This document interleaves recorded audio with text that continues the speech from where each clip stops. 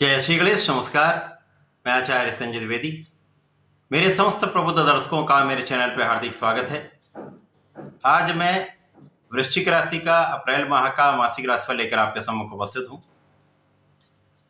वृश्चिक राशि के लिए ये माह किस प्रकार का रहने वाला है, जो इस माह में ग्रहों के परिवर्तन होंगे, तो जो ग्रहों की स्थितियां हैं वो किस प्रकार से प्रभावित करने वाली हैं, कहां पर कौन सा राजयोग बन रहा है अथवा कहां पर समस्या का योग बन रहा है, क्योंकि इस माह में कई ग्रहों के परिवर्तन इस प्रकार से हो रहे हैं।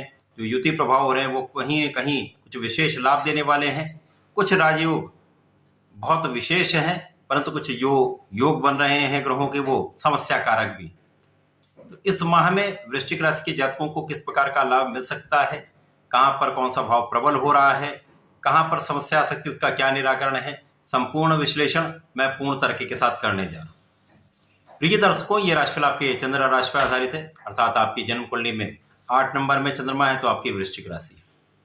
वृश्चिक राशि के लिए यदि हम अवलोकन करें तो द्वितीय भाव में प्रारंभिक समय में चंद्रमा होंगे, आपके चतुर्थ भाव में शनि के साथ मंगल का युति प्रभाव होगा, पंचम भाव में 3 ग्रहों का योग चल रहा है, जहां पर सूर्यदेव होंगे, शुक्राचार्य होंगे तथा राहु का गोचर चल रहा है। षष्ठम भाव में गुरु और बुध की युति का प्रभाव चल रहा है। इसी प्रकार से आपके एकादश भाव में केतु होंगे। इसके पश्चात 2 अप्रैल से बुध वक्री अवस्था में आएंगे तथा इनका गमन मीन राशि की ओर हो जाएगा। ये पंचम भाव की ओर गमन करना प्रारंभ करेंगे तथा 9 अप्रैल को ये पंचम भाव में प्रवेश कर जाएंगे। यहाँ पर पूरा माह रहने वाले हैं। 25 मई को ये मार्गी अवस्था में आएंगे। तो इस माह में ये पूरा माह बड़ा उथल पुथल का है। इसके पश्चात 13 अप्रैल को सूर्यदेव का राशि परिवर्तन आपके पंचम भाव से षष्ठम भाव में होगा। 23 अप्रैल को मंगल का राशि परिवर्तन आपके चतुर्थ से पंचम भाव में होगा तथा शुक्राचार्य 25 अप्रैल को अपनी राशि का परिवर्तन करके षष्ठम भाव में प्रवेश करेंगे। तो इस माह में बड़े उथल पुथल के योग बन रहे हैं, परंतु कुछ अच्छे योग भी हैं जो विशेष रूप से लाभकारी हैं।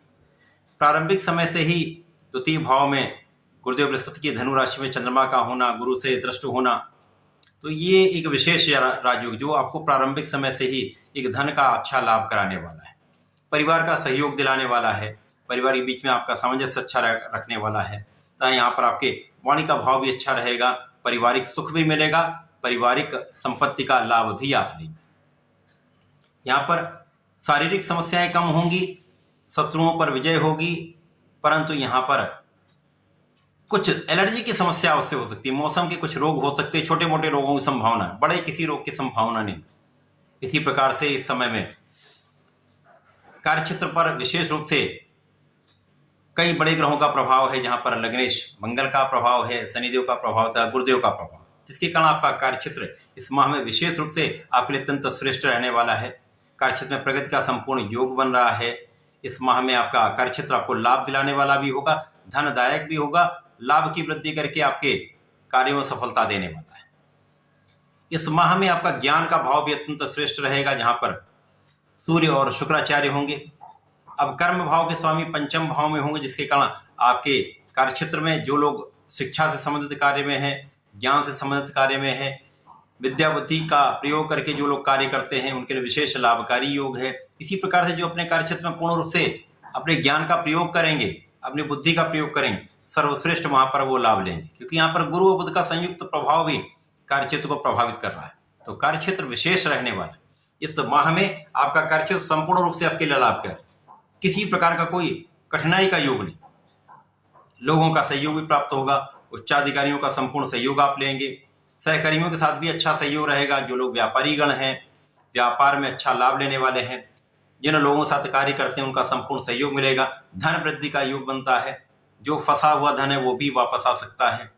इसी प्रकार से जो राजनीति में लोग हैं उनका तो श्रेष्ठ समय यहाँ पर है, क्योंकि यहाँ पर लग्नेश के साथ शनिदेव जो जनता के कारक हैं, उनके बीच जो संपूर्ण सहयोग रहेगा, जनता के साथ आपका जो संबंध है अत्यंत मधुर रहने वाला है, सामंजस्य बहुत अच्छा रहने वाला है। इसका संपूर्ण लाभ इस समय में आप विशिष्ट रूप से लेने वाले, क्योंकि यहाँ पर मंगल पूरे लगभग 23 अप्रैल तक यहाँ पर रहे।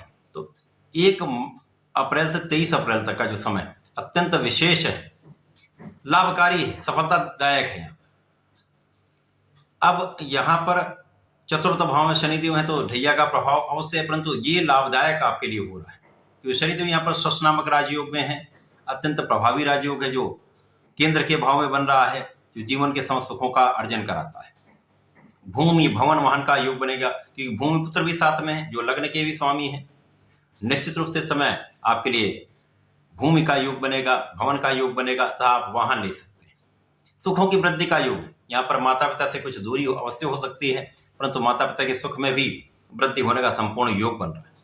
कार्य क्षेत्र भी प्रबल रहेगा, आपके लग्न को भी प्रबलता मिलेगी।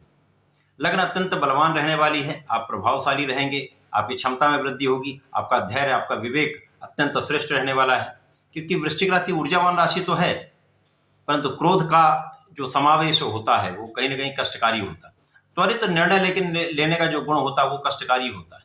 जो आप जल्दीबाजी में निर्णय लेते हैं वो सदा ही अच्छा नहीं होता।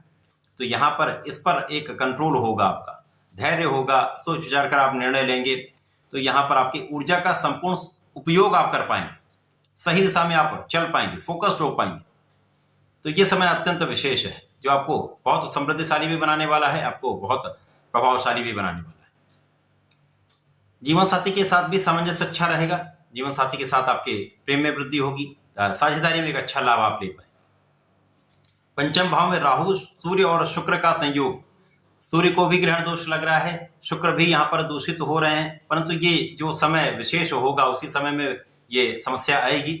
यहाँ पर आपका मन भटक सकता है, प्रेम संबंधों की अधिकता के कारण समस्याएं आ सकती हैं। जब तक सूर्य शुक्र साथ में है राहु के तब तक तो बहुत कंट्रोल रहेगा, परंतु जब सूर्य का परिवर्तन षष्ठम भाव में हो जाएगा तो यहाँ पर निश्चित रूप से भटकाव का योग बन जाएगा। तो यहाँ पर आपको किसी पर शीघ्र विश्वास नहीं करना, किसी बाहरी पर, किसी विधर्मी पर विश्वास ना करें, अपने मन को आप बलवान करें, आत्मबल श्रेष्ठ रहेगा तो आप सही निर्णय ले पाए। अब यहाँ पर भाग्य पर राहु का प्रभाव है, लाभ पर राहु का प्रभाव है तथा आपके लग्न पर भी राहु का प्रभाव। तो यहाँ पर निश्चित रूप से जब मंगल यहाँ पर पहुंचेगा तो अंगारक दोष भी बनेगा। इस समय में अपने आप को बहुत संयमित रखें, क्रोध पर, वाद विवाद पर संपूर्ण नियंत्रण आपको रखना चाहिए, अवॉइड करना चाहिए। सूर्य शुक्र का संयोग पंचम भाव में होकर आपके लाभ को तो निश्चित रूप से बढ़ाने वाला, क्योंकि कर्म क्षेत्र के स्वामी सूर्य हैं। शुक्राचार्य भी यहाँ पर देखें तो आपके लिए साझेदारी के स्वामी, तो साझेदारी से भी लाभ मिलेगा, कार्यक्षेत्र में विशेष प्रगति होगी। जब तक ग्रहण दोष नहीं होगा सूर्य और राहु का प्रभाव भी आपको एक विशेष लाभ देने वाला होता है, क्योंकि यहाँ पर दोनों का प्रभाव आपको बहुत क्षमतावान बना देता है। सूर्य का नेतृत्व, राहु का जो कूटनीतिक गुण है वो आपको समस्याओं से निकालने वाला होता है। आप किसी प्रकार किसी समस्या में फंस नहीं सकते, आप आगे बढ़ते चले आते, समस्याओं का हल निकाल लेते हैं। जब बुध यहाँ पर गुरु के साथ गोचर कर रहे हैं, जो वृश्चिक राशि के लिए अष्टम के स्वामी हैं, लाभ के स्वामी। अब लाभ के स्वामी का षष्ठम भाव में होना जो कि तिर्क भाव है, परंतु यहाँ पर गुरु के साथ में है तथा एक विपरीत राजयोग में भी है, जिसके कारण आपका लाभ तो बढ़ता जाएगा, लाभ में कोई बड़ी समस्या नहीं है, परंतु ये लाभ भी आपको समय पर नहीं मिलेगा। आज का जो आपने एफर्ट किया है उसका हो सकता है कि आपको लाभ कुछ दिन बाद मिले, त्वरित लाभ नहीं मिलता। अवरोधों के साथ आपको लाभ की प्राप्ति होती है, अवरोधों के साथ धन की प्राप्ति होती है। आपने जितना धन प्राप्त किया उसमें कुछ पार्ट्स में आपको मिल सकता है, जिसके कारण कुछ तनाव तो होता है। संपूर्ण परिश्रम का संपूर्ण फल आप नहीं प्राप्त कर पाते हैं। सफलता तो मिलती है, परंतु ये कहीं ना कहीं एक नकारात्मक प्रभाव भी मिलता है। अब यहाँ पर बुध जब पंचम भाव में चले जाएंगे तो यहाँ पर चतुर्ग्रही संयोग बन जाएगा, सूर्य बुध शुक्र और राहु होंगे, तो यहाँ पर बुध भी जड़ दोष में आएंगे। तो इस पूरे माह में राहु सबको दूषित कर रहे हैं, सूर्य को भी दूषित करेंगे, ग्रहण दोष लगाएंगे, बुध के साथ जड़ दोष बनाएंगे, शुक्राचार्य को के साथ मिलकर भ्रमित दोष बनाएंगे तथा मंगल के साथ अंगारक दोष बनाएंगे। तो पूरे माह में ये तो चलेगा, लेकिन कुछ विशेष स्थितियां जो बड़े राजयोग हैं वो भी लाभकारी। गुरु का प्रभाव भी अच्छा है, बुध और गुरु का प्रभाव संयुक्त रूप से प्रारंभिक समय बहुत अच्छा फल देने वाला है। मंगल का प्रभाव भी श्रेष्ठ है। अब यहाँ पर जब बुध पहुंच जाएंगे तो चतुर्ग्रही संयोग में लाभ तो आपका अचानक बहुत बढ़ जाएगा, निश्चित रूप से यदि यहाँ पर आप बुद्धि बल का प्रयोग करेंगे, ज्ञान का प्रयोग करेंगे, तो सटीक रूप से आप कार्य कर पाएंगे, लाभ की वृद्धि कर पाएंगे। परंतु जब जड़ दोष आएगा तो यही लाभ आपको लेने में समस्या आएगी। आप क्षमता से कार्य कर लेंगे, परिश्रम कर लेंगे, सफलता भी मिल जाएगी, परंतु लाभ को अर्जित करने में समस्या आएगी। जब सूर्यदेव षष्ठम भाव में आ जाएंगे तो जो शत्रु हैं उनका तो पराभव निश्चित है, शत्रु का पतन निश्चित है, ऋण से मुक्ति आप पा लेंगे, समस्याओं से मुक्ति पा लेंगे, साथ ही साथ विदेश भाव प्रबल होगा, जहां पर आप विदेश यात्राएं कर सकते हैं। यात्राओं से आपको लाभ भी मिलेगा। जो लोग विदेश में रहकर कार्य करें उनके लिए विशेष योग, अच्छा लाभ प्राप्त कर सकते हैं। जो लोग नई नौकरी का प्रयास कर रहे हैं, नया व्यापार करना चाहते हैं, उनके लिए कुछ योग बन जाएंगे, अवसर की प्राप्ति हो जाए। शुक्राचार्य जब यहाँ पर चतुर्थ पंचम भाव में होंगे तो बुध शुक्र का योग धन की वृद्धि तो निश्चित रूप से करने वाला है। मंगल चतुर्थ भाव से लेकर जब पंचम भाव में आएंगे तो यहाँ पर बुध शुक्र मंगल और राहु का संयोग बनेगा। अब यहाँ पर आपको बहुत ध्यान रखना है, क्योंकि लग्न के स्वामी राहु के प्रभाव में होंगे तो यहाँ पर वाद विवाद निश्चित रूप से बढ़ता है, लड़ाई झगड़े होते हैं। तो यहाँ पर आपको विवादों से बचना है, अवॉइड करना है, क्रोध पर नियंत्रण रखना है, वाणी पर नियंत्रण रखना है, क्योंकि वाणी के कारक भी यहाँ। अब यहाँ पर जब शुक्राचार्य 25 अप्रैल को षष्ठम भाव में पहुंच जाएंगे तो सूर्य, गुरुदेव बृहस्पति और शुक्राचार्य का आपसी संयोग बनेगा। शुक्राचार्य को षष्ठम का कार्यकत्व प्राप्त है तो यहाँ पर बड़ी समस्या नहीं होगी, परंतु यहाँ पर कुछ स्वार्थी मित्रों से बचेंगे। परंतु यहाँ पर गुरु और सूर्य का संपूर्ण प्रभाव आपको पूरा माह में मिलने वाला है, जिसके कारण आप बहुत नियंत्रित रहेंगे।